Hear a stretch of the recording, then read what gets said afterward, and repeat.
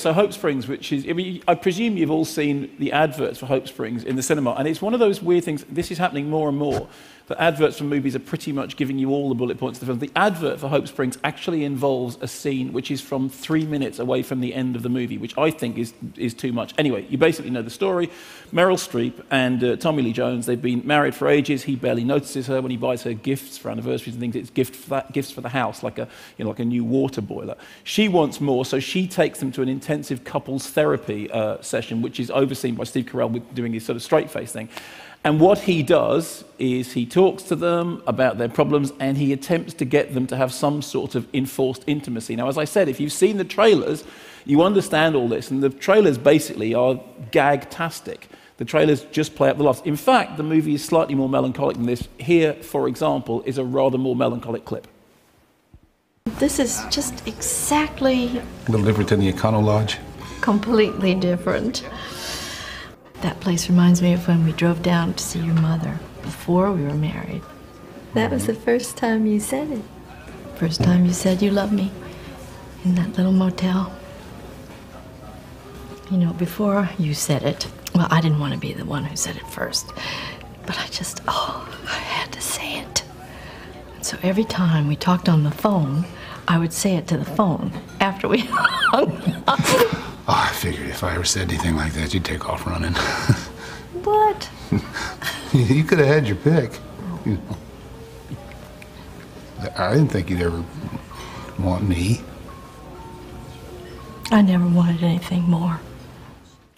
The reason that I play that is because, as I said, the way the trailers make it look, it is just a straight comedy. It's from the same director who made The Devil Wears Prada and Marley and Me. Remember how much I absolutely loved Marley and Me.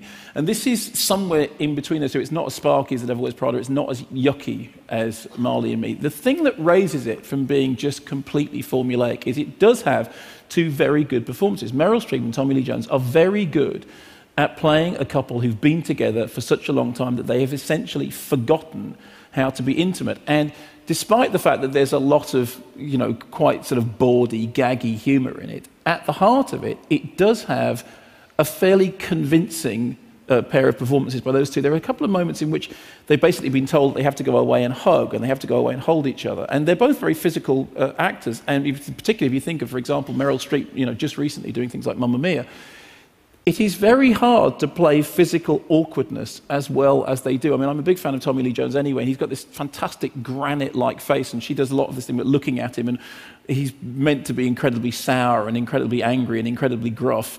And he is all of those things. But because physically together they do a pretty good job of imitating a couple who are really struggling to find intimacy again, it actually makes the movie much better than it otherwise would be. I'm not saying for 1 minute that it's not incredibly broad strokes, that it's not terribly saccharine, that the pop music soundtrack doesn't come on these regular intervals telling you exactly what to think here and exactly what to think there. But I said before, the thing with the Sweeney is it's not about the Sweeney, it's a film about Ray Winston and his pants. The thing about this is it's not quite the movie that the trailer tells you. It is actually a film about Tommy Lee Jones in his trousers and Meryl Streep in a Winceyette nightie, and the two of them attempting to, wondering how they got to that point. I'm not saying it's, I know it's fluffy and saccharine and all those things, but the two performances at the heart of it make it more than it could have been. And I was surprised by how much, in the end, I came out liking it, particularly since some of the reviews have been certainly less than kind. Fluffy and saccharine is okay. Fluffy and saccharine is fine, but it's slightly more than that. It does have an edge of melancholy, and I do think it comes down to those performances.